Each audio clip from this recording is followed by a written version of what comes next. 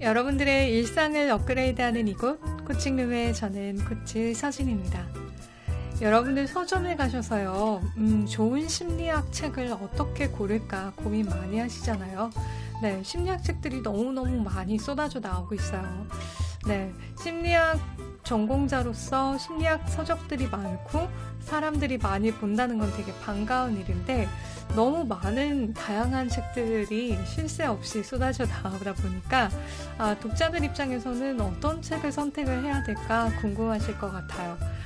그래서 코치서진이 심리학 신간서적이나 심리학 책에 대해서 여러분들께 좀 도움이 될 만한 정보들, 간단한 북리뷰, 좋은 글귀를 좀 심리학 책을 읽으면서 소개를 드릴까 해요.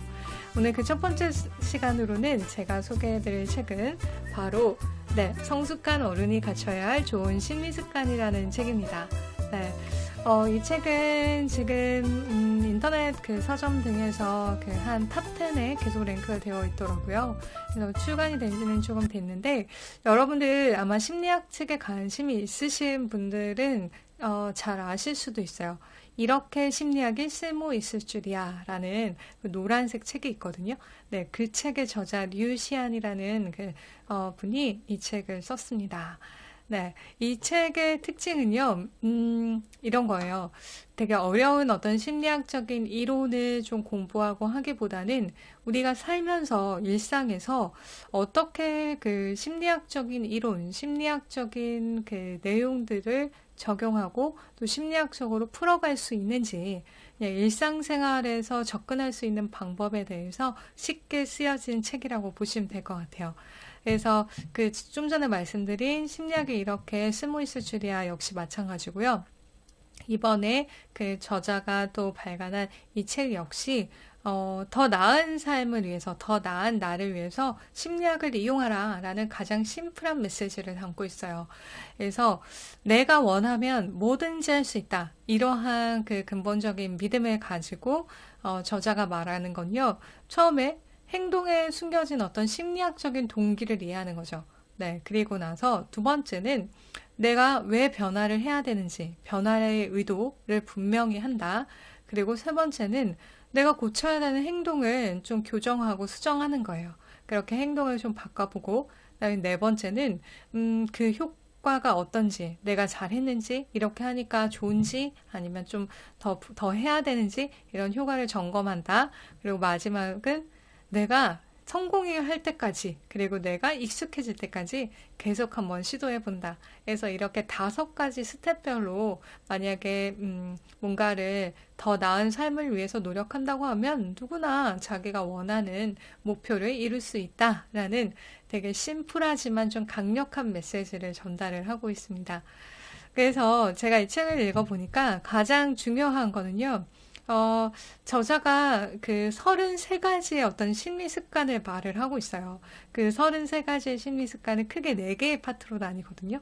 첫 번째는 감정을 다루는 거, 그다음에 두 번째는 어떤 내 자율성을 키우는 거, 그다음에 세 번째는 어떤 논리적으로, 이성적으로 내 어떤 머리를 쓰고, 그다음에 머리를 좀 생각이나 이런 것들을 정리하는 거, 그다음에 네 번째는 인간관계 측면에서 4개의 파트에서 총 33가지의 심리 습관을 말을 합니다.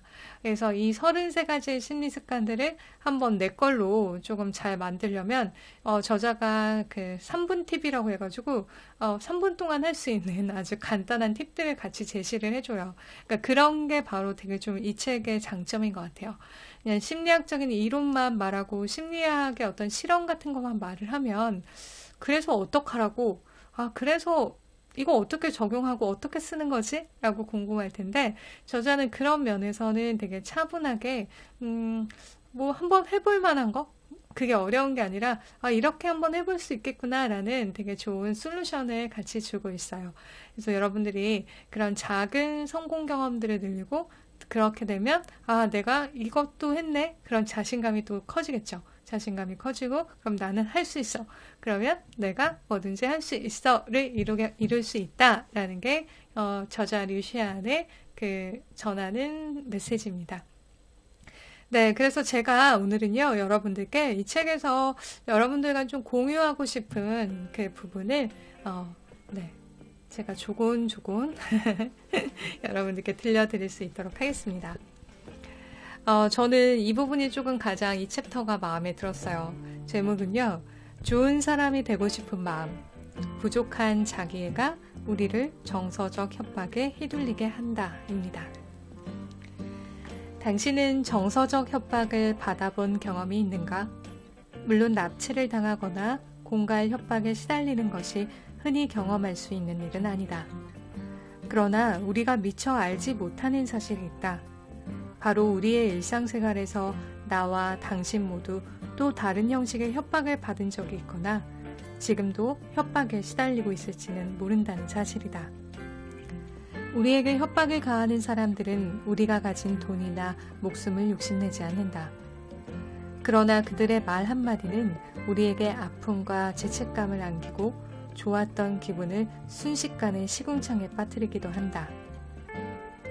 넌 어쩜 그렇게 이기적이니? 내가 널 위해 해준 게 얼만데 내 부탁을 거절해? 내가 널 이렇게 사랑하는데 어떻게 날 무시할 수가 있어? 너가 정말 그렇게 한다면 콱 죽어버릴 거야. 등등 그들이 내뱉은 말 한마디, 글자 하나하나가 우리의 심장을 움켜쥐고 우리의 목을 비트는 거칠고 드센 손이 되어 우리의 숨통을 조인다. 심리학자들은 이러한 현상을 정서적 협박이라고 부른다. 정서적 협박은 1997년 미국의 심리학자 수잔 포워드 박사가 처음으로 사용한 용어다.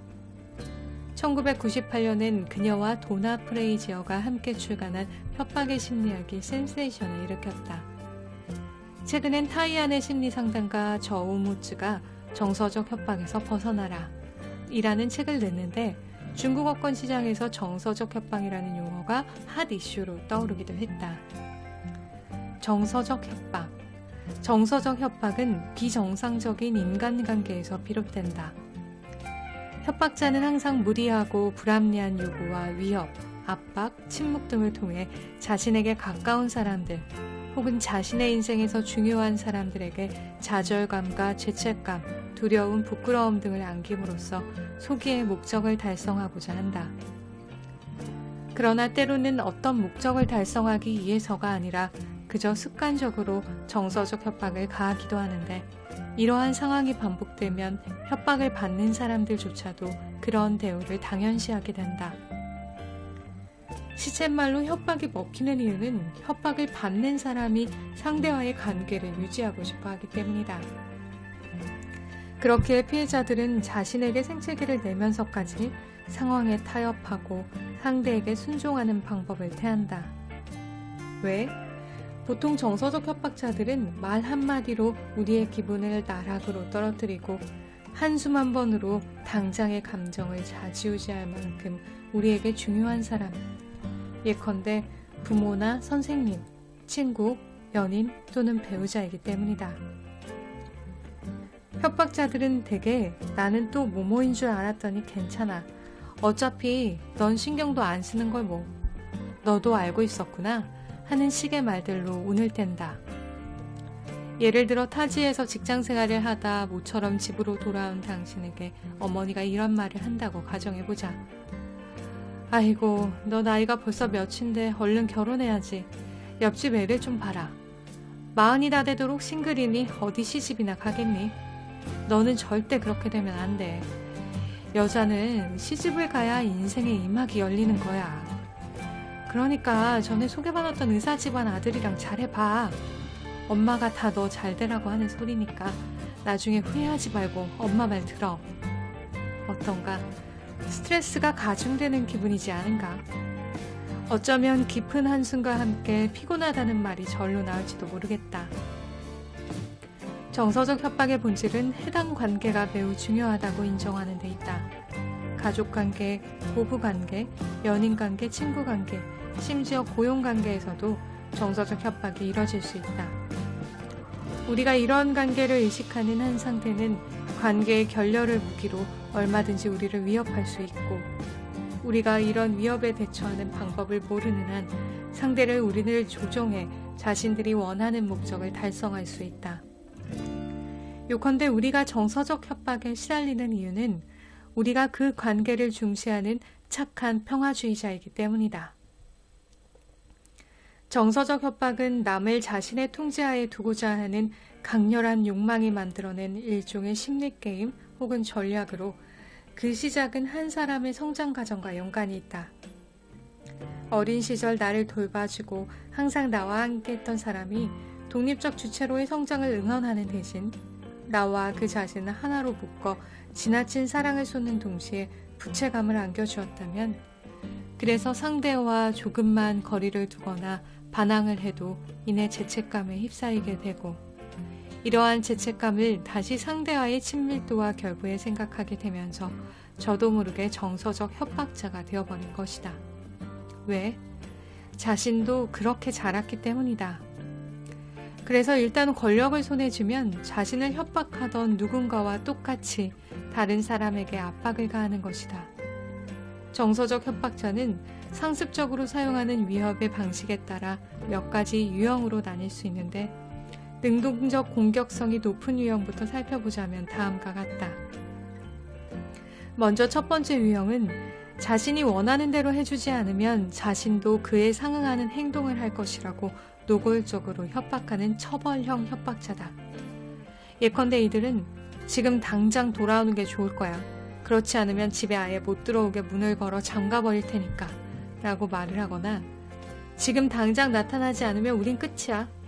너가 내 말을 듣지 않으니 나도 너 같은 자식은 필요 없어 라고 말하는 식이다. 두 번째 유형은 자신이 원하는 대로 해주지 않으면 자기 자신을 학대할 것이라고 위협하는 자해형 협박자다.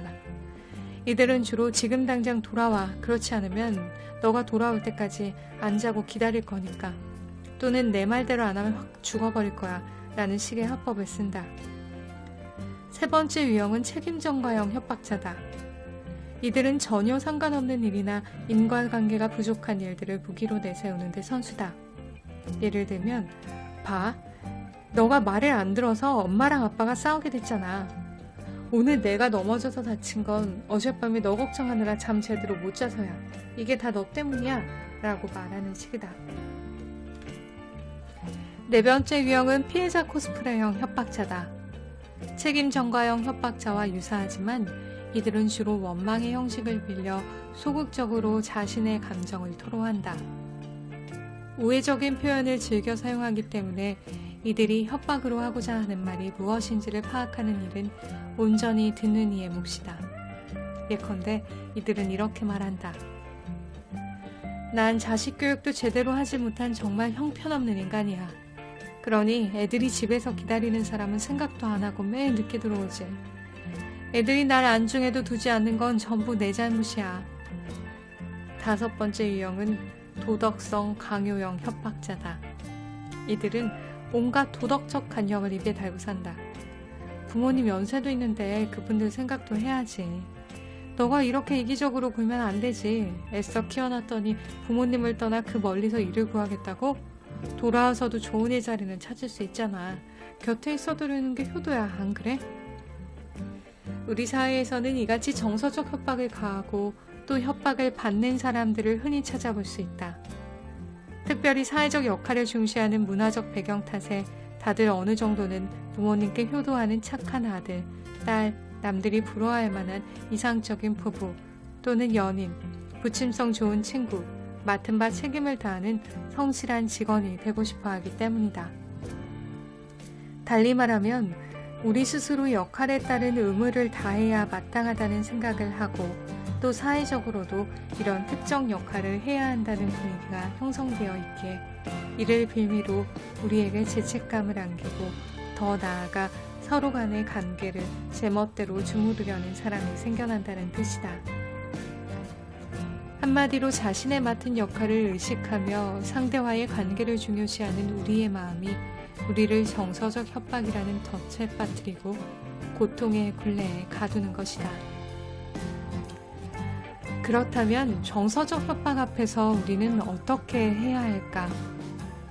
상황에 따라 민감하고 난해한 부분이 많긴 하지만 그래도 생활 속에서 정서적 협박의 비중을 줄여나가는 방법은 있다. 먼저 가장 중요하기도 한 첫 번째는 정서적 협박자와 이치를 논할 수 없음을 인지하는 것이다.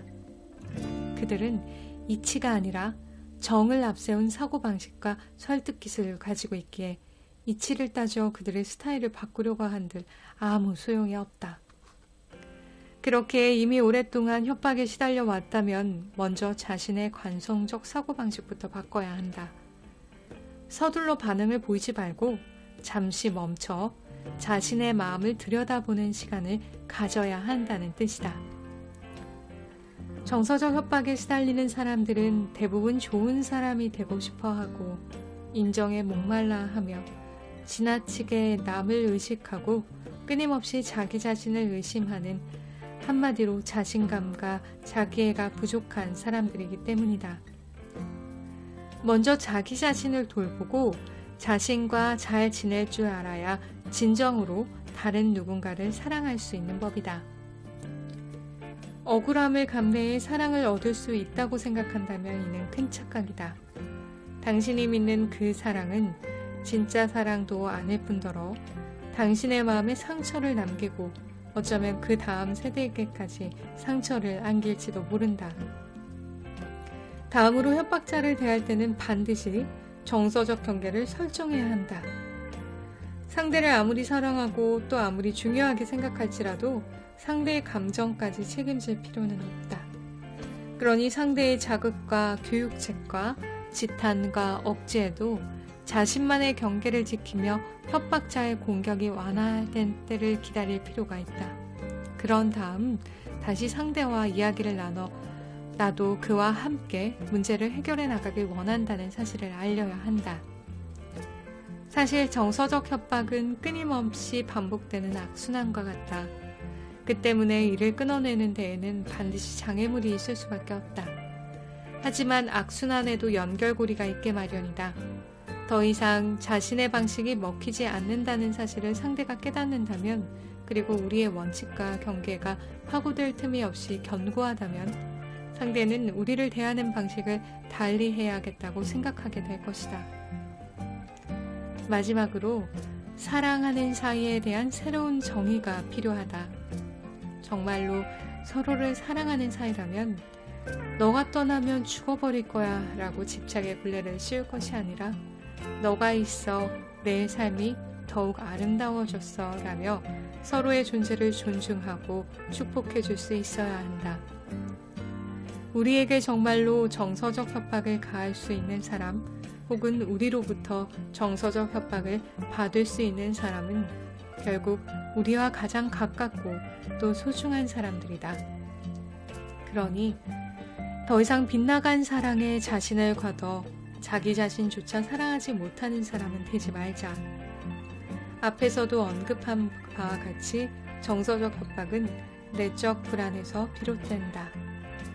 그러니 내게 중요한 그에게 또는 그녀에게 내가 너와 함께 어려움을 헤쳐나갈 테지만 올바른 방법을 사용해야만 함께 손을 잡고 맞서 나갈 수 있다는 사실을 분명히 알려라. 네, 이런 내용이 조금 생각을 해볼 만한 것 같아요. 어떻게 잘 들으셨나요? 네, 여러분들 그 심리학에 대한 이론과 또 심리학이 우리 관계, 그 다음에 우리 일상, 그리고 나의 생각, 감정 등에 좀 어떻게 적용되고 이를 통해서 내가 어떻게 성장할 수 있는지 궁금하시다면 지금 당장 성숙한 어른이 갖춰야 할 좋은 심리습관 이 책을 추천드리겠습니다. 네, 저는 지금까지 코치 서준이었고요. 좋아요와 구독으로 코칭룸과 함께 해주시기 바랍니다.